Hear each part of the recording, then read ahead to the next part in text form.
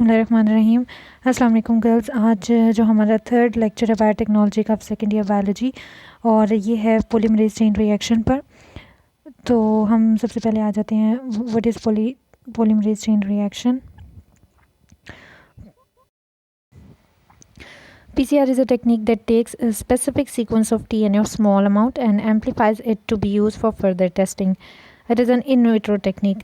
तो basically polymerase chain reaction या PCR ये वो टेक्निक है जिसमें हम एक सीक्वेंस लेते हैं डीएनए का, जो जीन होता है, ठीक है, जो भी हमारा जीन ऑफ इंटरेस्ट है, हमने उसकी फ़ोटोकॉपीज़ बनानी है ताकि हम उसको फर्दर टेस्ट कर सकें। तो इस वजह से हम उसको निकालेंगे होस्ट सेल से, और उसको इन विट्रो टेक्निक क्यों कहा गया है, क्योंकि हम इसे टेस्ट ट्यूब में इसकी कॉपीज़ बनाते हैं, ठीक है। तो इस वजह से इसको इन विट्रो टेक्निक का नाम दिया जाता है। हम बुक से इसकी रीडिंग स्टार्ट करते हैं। कैरी ब्यूमियोलिस develop the polymerase chain reaction in 1983। तो ये आपकी MCQs की पॉइंट ऑफ व्यू से इंपॉर्टेंट है। ये कौन से सन में किस बायोलॉजिस्ट ने इसको डेवलप किया था। Earlier method of obtaining multiple copies of specific sequence of DNA were time consuming and expensive. तो यहाँ पर आपको ये बताया जा रहा है कि ये क्यों डेवलप किया गया, क्योंकि जो पहला मेथड था, जो रिकम्बिनेंट DNA टेक्नोलॉजी था, वो टाइम कंज्यूमिंग था और वो बहुत ज़्यादा एक्सपेंसिव था। तो उसके नतीजे में ये जो PCR है ये लेस एक्सपेंसिव है और ये टाइम की बचत भी करता है। कम टाइम में हमें बहुत ज़्यादा कॉपीज़ मिल जाती हैं। In contrast PCR can create millions of copies of single gene or any specific piece of DNA quickly in a test tube. तो इसी वजह से इसको इन विट्रो टेक्निक का नाम दिया जाता है, क्योंकि हम टेस्ट ट्यूब में कोई भी सीक्वेंस ले लें, हम छोटा सा पीस ले लें DNA का, तो हम उसको इन विट्रो में टेस्ट ट्यूब में डाल के उसकी बहुत ज़्यादा कॉपीज़ बना सकते हैं। PCR is very specific. The targeted DNA sequence can be less than 1 part in a million of total DNA sample। तो हमने क्या करना है, इसमें आपको ये बताया जा रहा है कि जो हमारे पास कोई भी सीक्वेंस है जिसकी हमने मल्टीपल कॉपीज़ बनानी है, वो बहुत ही स्मॉल पार्ट हो सकता है DNA का, 1 part in a million of total DNA sample. तो उसका बहुत ही माइन्यूट हिस्सा भी हम ले सकते हैं और उसकी मल्टीपल कॉपीज़ बना सकते हैं। This means that a single gene or smaller piece of DNA among all the human genes can be amplified। तो amplified का क्या मतलब है, बहुत ज़्यादा जिसकी कॉपीज़ बन जाती हैं यूजिंग PCR। तो हम कम टाइम में छोटे से जीन की या छोटे से DNA के पीस की पूरे ह्यूमन जीनोम से हम उसको ले सकते हैं और उसकी बहुत ज़्यादा कॉपीज़ बना सकते हैं। किसके ज़रिए? पॉलीमरेज चेन रिएक्शन के ज़रिए। नेक्स्ट है PCR takes its name from DNA polymerase, the enzyme that carries out the DNA replication in a cell। तो PCR पॉलीमरेज चेन रिएक्शन में पॉलीमरेज का वर्ड ही DNA पॉलीमरेज की वजह से आया है, क्योंकि इसके अंदर, इस टेक्निक के अंदर हम DNA पॉलीमरेज को यूज़ करते हैं। और अगर आपको याद हो, DNA पॉलीमरेज जो है ये वो एंजाइम है जो DNA की रेप्लिकेशन करता है सेल के अंदर, लेकिन यहाँ हमने उसे टेस्ट ट्यूब के अंदर डालना है और उससे अपना काम लेना है। It is considered a chain reaction because DNA polymerase will carry out replication over and over again until there are million of copies of desired DNA। तो इसको चेन रिएक्शन का नाम क्यों दिया गया है?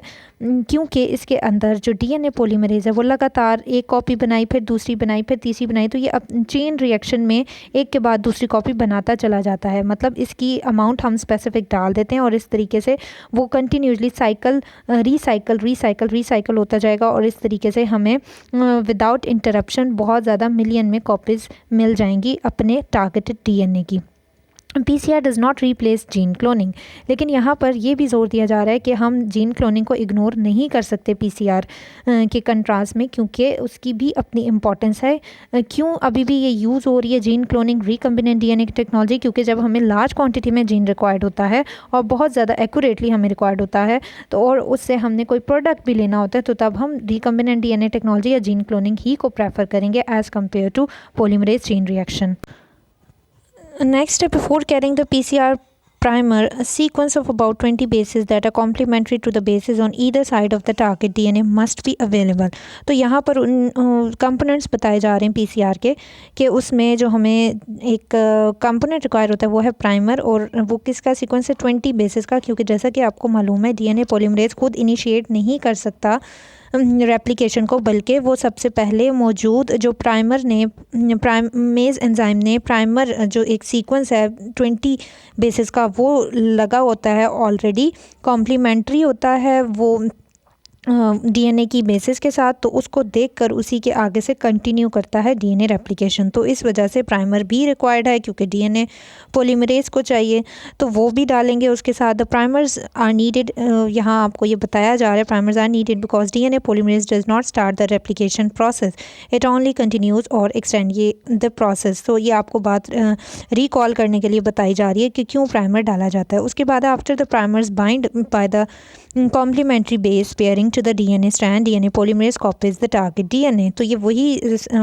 पूरा एक प्राइमर की क्यों नीड है, उसके लिए यहाँ पर आपको बताया जा रहा है कि प्राइमर क्यों ज़रूरत है और वो क्यों डाला जाता है।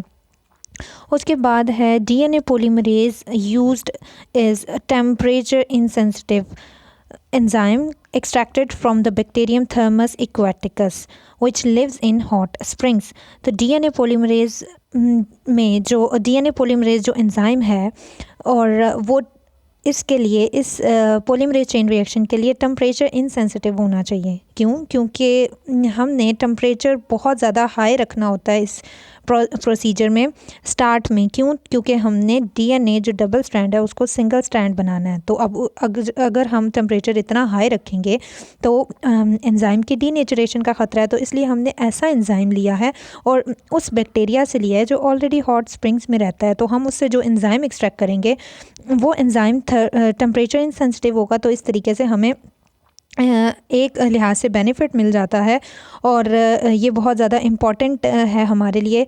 थर्मस एक्वाटिकस वो बैक्टीरिया जो हॉट स्प्रिंग्स में लेता है और उससे हम ये एंजाइम एक्सट्रैक्ट कर लेते हैं। और इस एंजाइम को टैग पॉलीमरेज एंजाइम का भी नाम दिया, टैग पॉलीमरेज एंजाइम भी कहा जाता है। It can withstand high temperature which is use to separate double stranded DNA, therefore replication need not be interrupted by the need to add more enzyme. तो ये हाई टेम्परेचर को tolerate कर सकता है, और वो क्यों चाहिए? क्योंकि डबल स्ट्रैंडेड डीएनए को सिंगल स्ट्रैंडेड बनाना है, और इस तरीके से हमें बार बार रिएक्शन को इंटरप्ट करने की ज़रूरत नहीं पड़ेगी, क्योंकि रेप्लिकेशन कंटिन्यूसली सीक्वेंस में चलती रहती है साइकिल की फॉर्म में। PCR is done these days in an automatic PCR machine or thermocycler which is routine piece of equipment in any laboratory. तो ये जो पूरा प्रोसीजर है इतना लंबा, ये बिल्कुल एक छोटी सी मशीन में, जिसको थर्मोसाइक्लर कहा जाता है, उसके अंदर परफॉर्म किया जा सकता है, और ये आम लेबॉर्ट्री का इक्विपमेंट है।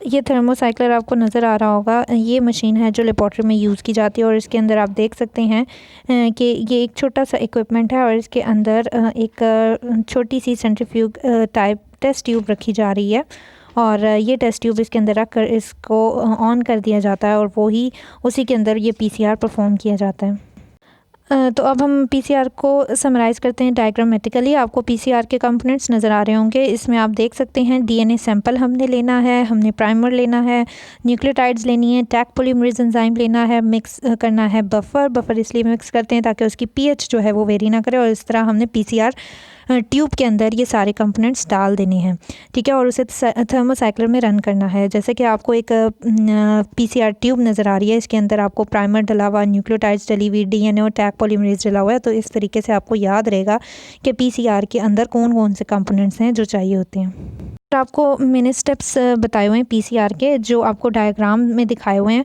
यहाँ पर उनको 3 स्टेप्स में डिवाइड किया जाता है। बेसिकली PCR के स्टेप्स 3 हैं। सबसे पहले डीनेचरेशन का स्टेप आता है, उसमें हम डीनेचर करते हैं डबल स्ट्रैंडेड DNA को, और 95 डिग्री सेंटीग्रेड का टेम्परेचर दिया गया है, जिसमें DNA जो है वो डबल स्ट्रैंडेड से सिंगल स्ट्रैंडेड हो जाता है। जो नेक्स्ट स्टेप आता है PCR का, वो है annealing. During annealing the reaction temperature is lowered and DNA primer bind to single stranded DNA with the complementary sequences, and the annealing temperature varies for each primer set and dictated by length and sequence. तो इस लिहाज से जिसमें हमने primer को bind करना है उन सिंगल स्ट्रैंडेड DNA की बेसिस के साथ, उसमें टेम्परेचर को लो किया जाता है। तो पहले टेम्परेचर ज़्यादा होता है, बाद में उसकी कूलिंग की जाती है ताकि प्राइमर आसानी के साथ उसके साथ अटैच हो जाए। लास्ट स्टेप है एलोगेशन या एक्सटेंशन कहलाता है, वो एनीलिंग के बाद है। इसमें टेम्परेचर को दोबारा से हाई कर दिया जाता है 72 डिग्री सेंटीग्रेड पर for elongation by DNA polymerase. DNA polymerase uses the primer template and DNTPs to make new DNA strand. तो आपको ये तीनों स्टेप्स 1 बाय 1 करके दिखाए गए हैं, और सबसे पहले डीनेचरेशन है, फिर अनीलिंग है, और फिर एक्सटेंशन है। यहाँ पर आपको बुक की डायग्राम नज़र आ रही होगी, जो एक साइकिल दिखाया हुआ है, heat for 1 minute to denature. मतलब सबसे पहले ये डबल स्ट्रैंडेड डीएनए, इसको डीनेचरेशन के लिए हीट प्रोवाइड की गई है और वो सिंगल स्ट्रैंडेड 2 सिंगल स्ट्रैंड्स हमारे पास आ गए हैं। उसके बाद हमने उसे कूल किया और उसके साथ प्राइमर ऐड किया है, और उसके बाद नेक्स्ट जो लास्ट स्टेप है वो है एलोगेशन का, एक्सटेंशन का। उसमें जो प्राइमर के साथ डीएनए पॉलीमरेज ने मिलकर स्ट्रैंड बनाना शुरू कर दिए हैं, डॉटर स्ट्रैंड जो हैं ऑलरेडी ओल्ड स्ट्रैंड के साथ। तो इस तरीके से ये साइकिल दोबारा से रिपीट होता जाएगा खुद ब खुद।